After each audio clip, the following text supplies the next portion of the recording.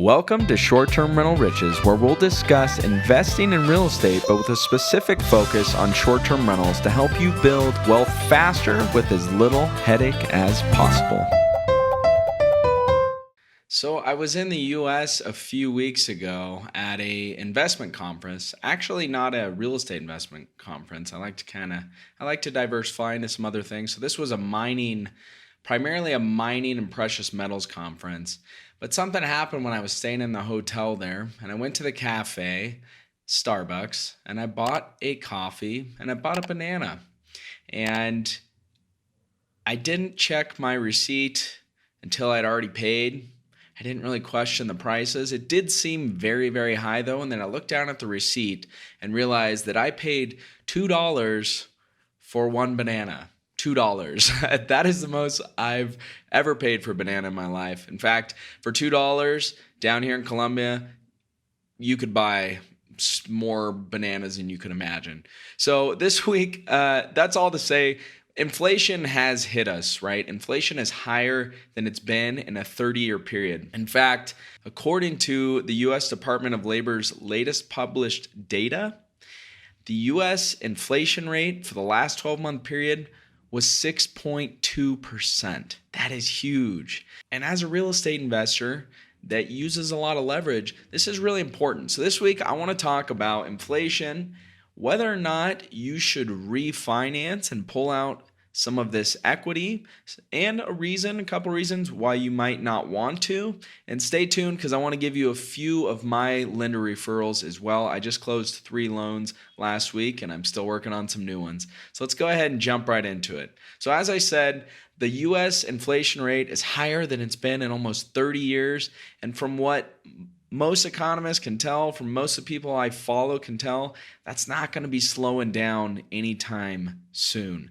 So this inflation, with all of our prices going up, our real estate has been going up as well. Now, real estate has been going up because we have a housing shortage. We've talked about that in a prior episode. So we've got a couple things going on here. We've got raised asset prices from inflation and from appreciation. So it's very likely that you have a lot of equity in your properties if you've owned properties for a few years. So should you pull that equity out? My short answer is yes. Now, I know that makes some people weary and cautious, but I want to talk about 3 reasons why you should pull that out, and then we'll talk about when you shouldn't pull that out. So number 1, if you think you can pull out your equity, let's say you've got $50,000 in equity and you can borrow at 4%, well, all you really need to do is find an investment to do better than 4%, right? And then that money is paying for the money that you borrowed. Now, I'm referring, when I talk about refinancing, I'm assuming you're getting fixed long-term debt like a 30-year loan. So if you can pull that money out and you can do better than the interest rate you're paying on that money in some other form of investment or more real estate, which I highly recommend, then I think you should do it. We're going to get to the reasons why you shouldn't do it, but that's number 1. Now, you might be thinking, I don't know what to put this extra money into. There are lots of things to put your money into. You just need to explore. You can put it into more real estate. Of course, that takes a little more time, but you can put it in passive real estate investments from friends or family or colleagues or someone you met at a conference. You can put it in one of their deals. You can put it into precious metals like gold, which is history's longest form of money, and it is a good store of wealth, although I wouldn't technically call it an investment. It doesn't pay you any money back, right? But technically speaking, historically speaking, gold has been a very good hedge against the dollar, so it doesn't lose its value like the US dollar does. So pull the money out if you think you can do better than whatever rate you're paying to pull it out. Pull the money out if you think inflation will continue. And from the trillions and trillions of dollars that were printed, I think it's going to continue whether we like it or not. And now this is worldwide as well. I mean, we're seeing prices rise all over the place. So if you can lock in a low interest rate today at historically low interest rates, and you think inflation's going to continue, then that's another good reason to pull it out.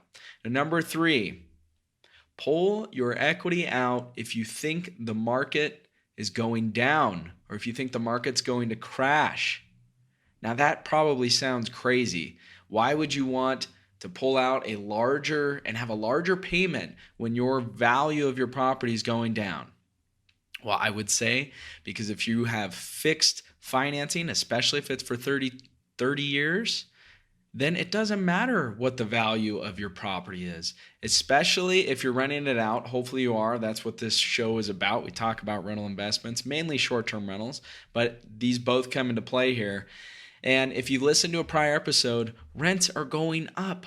So even if your property value goes down, as long as you have a fixed rate for a long period of time and your rent is covering that mortgage payment, then you're going to be okay. So those are my 3 reasons, and that leads me to the reason why you shouldn't pull out your money.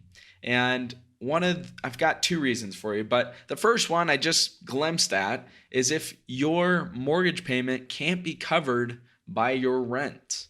I should say your mortgage payment and all of your expenses on that property can't be covered by your rent. You don't want to have more expenses than income coming in. That's a bad recipe, so you don't want that.